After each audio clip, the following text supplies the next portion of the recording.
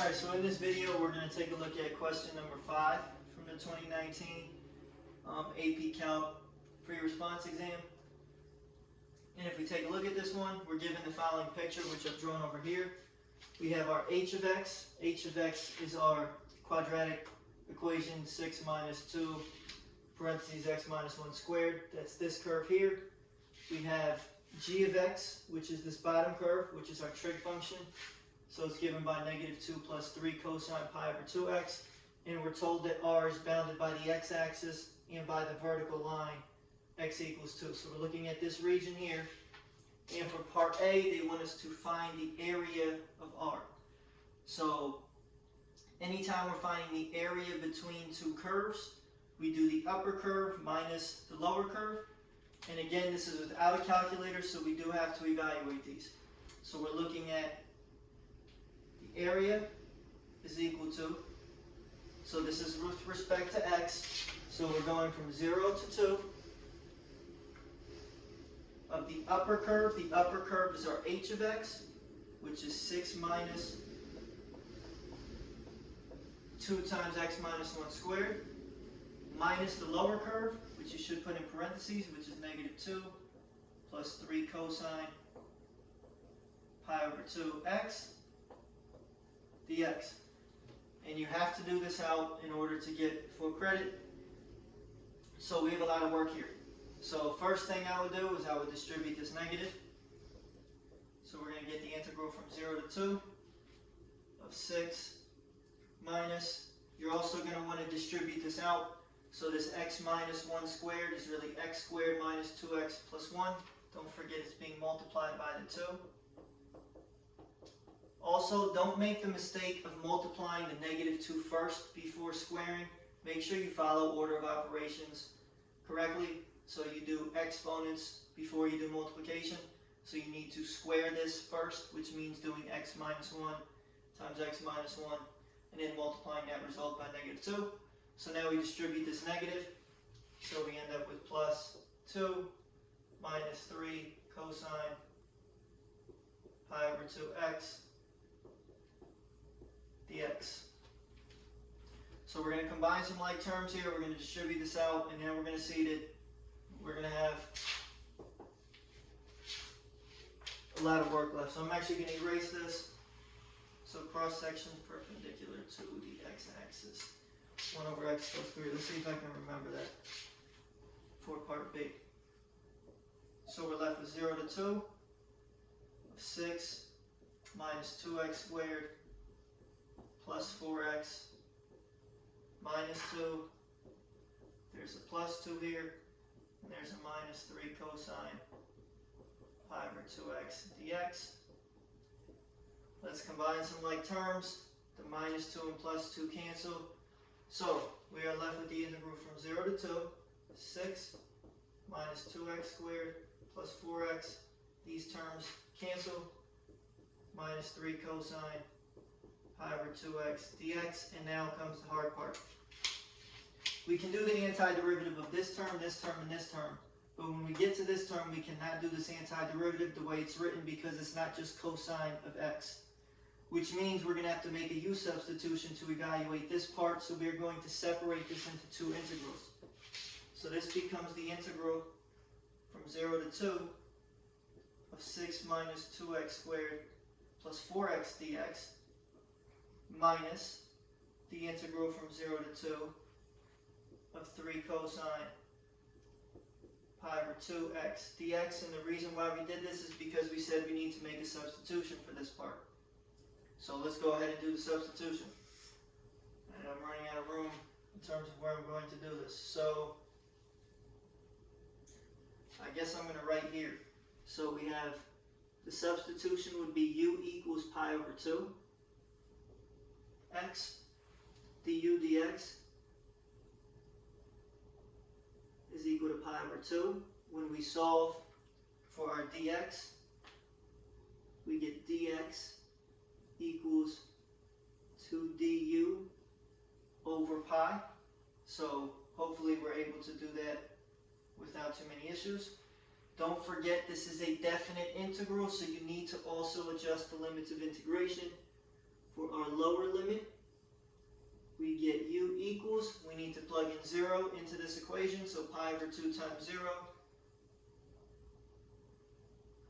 is 0. For our upper limit, we need to plug in 2 into the equation, u equals pi over 2. Pi over 2 times 2 is just pi. Alright, so I'm not going to evaluate this integral yet. We'll do it all at once.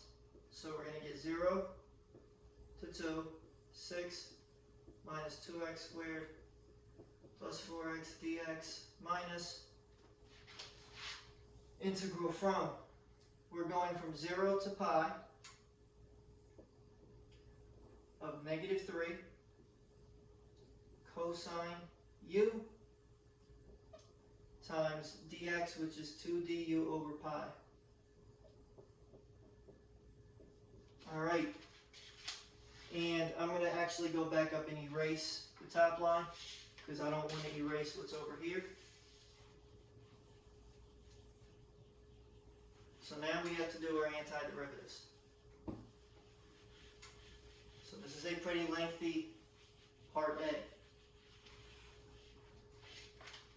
which means hopefully the rest of the parts won't take as long. So antiderivative of 6 is 6x, so we have 6x. Antiderivative of -2x squared is -2x cubed over 3. Antiderivative of 4x is 4x squared over 2. We'll simplify these in a second. We have a plus c. We're evaluating from 0 to 2. Before we do anything here, this is going to give us a -6 over pi, which is coming out of the integral. So this is -6 over pi. And now antiderivative of cosine is sine. So we get this becomes -6 over pi sine of u evaluated. Don't forget our plus c. So plus c evaluated from 0 to pi. And now from here, if we do this out, we get 6 times 2 minus 2 times 2 to the third over 3 plus 4 times 2 squared over 2 plus c minus, we're going to get a bunch of zeros here when we plug in the 0, so I'm going to assume that you understand that these terms are going to 0, so you get 0 minus 0 plus c. That takes care of this first part. Now we have -6 over pi. Do not put this back in terms of x. When you evaluate a definite integral, you leave it in whatever variable you end up with. That's why we changed the limits of integration, so do not screw up the problem at this point. So it's -6 over pi times sine of pi minus, well, plus c, and now minus -6 over pi times sine of 0 plus c. This is exhausting. So we get 12 minus 16 over 3. 2 squared is 4 times 4 is 16 over 2 is 8 plus c. We get minus all these zeros, minus c. The c's are going to cancel. Sine of pi is 0, thank God. Sine of 0 is 0, so all of this over here is 0. So what we end up with is we're going to have 20 minus 16 over 3. We should simplify this, but if you keep it like that, you'll get full credit. I want to make sure this looks like a 20, not a 26. So if you simplify this, you're going to get 60 over 3 minus 16 over 3, which is 44 over 3. Wow, that was a lot of work, but there is our area of R. Alright, so again, in order to do the integral, we first had to understand that the area between two curves is the upper curve minus the lower curve. Once we did that, we then had to evaluate the integral, which meant that we needed to be able to make the necessary substitution once we recognized that this was something that we couldn't do out without substituting. Alright, so we are now going to look at part B. So I'm just going to erase all of this. I hope part B is nowhere near as long.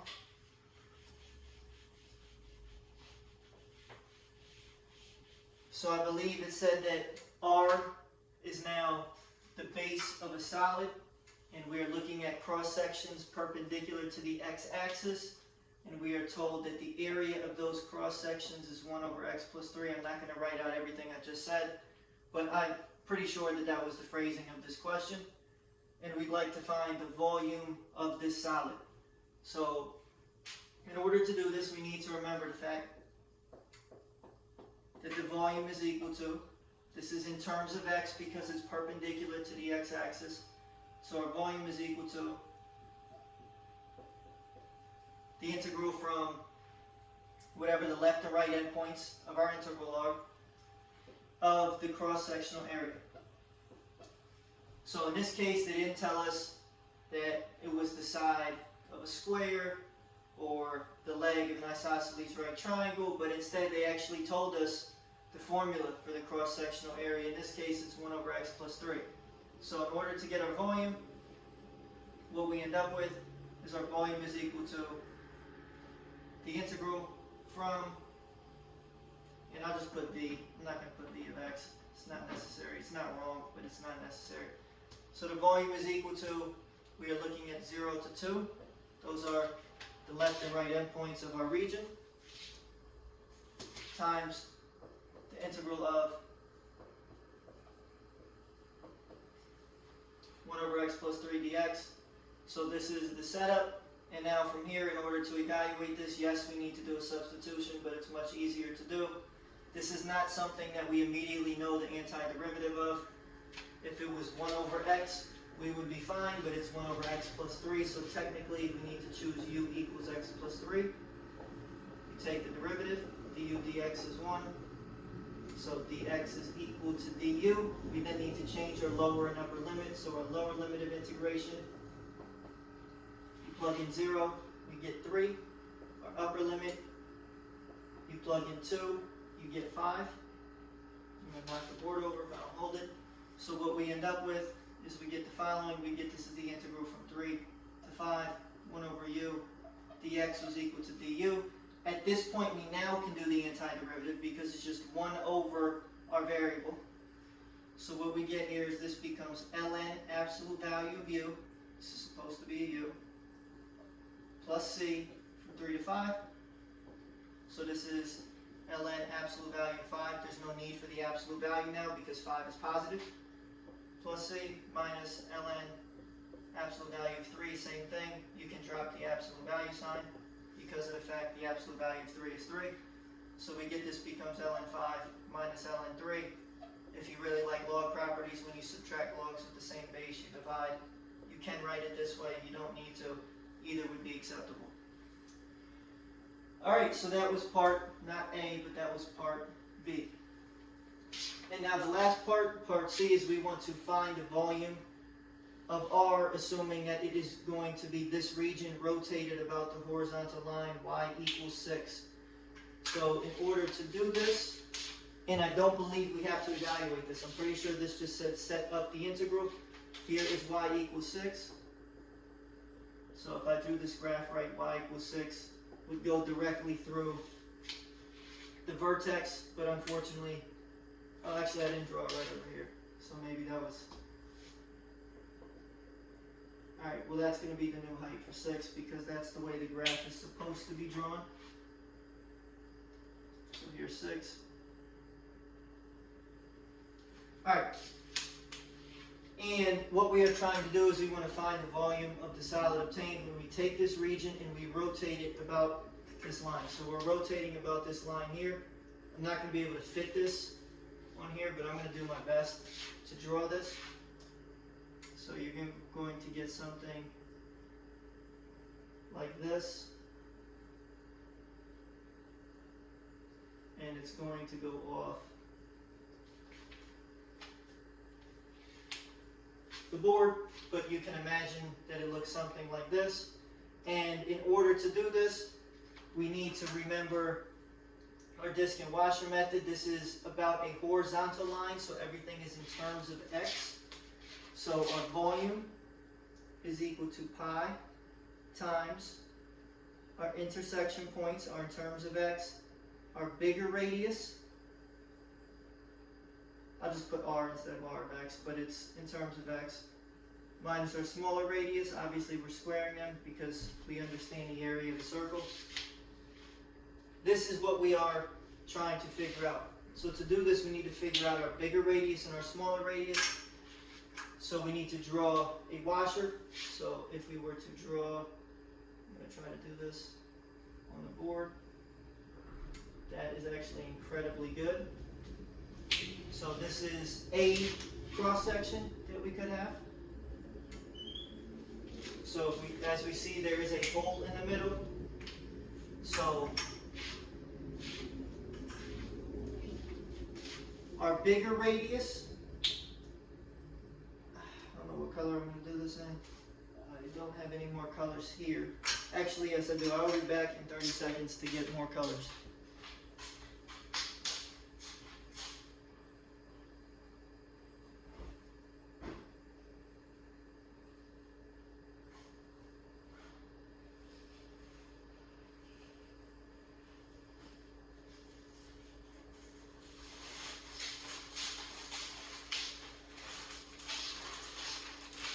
Alright, so we are back with more colors. We are going to use purple and brown. So the bigger radius goes from the axis of rotation, which is y equals 6, all the way down to here. So this purple line that I'm drawing represents our capital R. In order to figure that out, we know that from the x-axis up to this green dashed line, which is our y equals 6, is 6 units. That's constant. And we know that the distance from here up until this black curve is given by the height of g of x. So this is g of x from here to here. From here to here is 6, so therefore the purple distance is 6 minus g of x. Hopefully that makes sense. That's why I got all these colors. This brown distance, which is going to be very hard to see, is our smaller radius. It goes from here to here. So this brown line that I'm drawing, which I'm more than sure you can't even see, is our smaller radius, but it's the same idea. From the x-axis to our axis of rotation is 6 units, that's constant. From here up into this black curve is our h of x. So here to here is h of x, here to here is 6. Therefore that black part is 6 minus h of x. So we are not asked to do anything in terms of evaluation. We know that our limits of integration are 0 to 2. That's the left and right endpoint of our region. So therefore we get pi 0 to 2.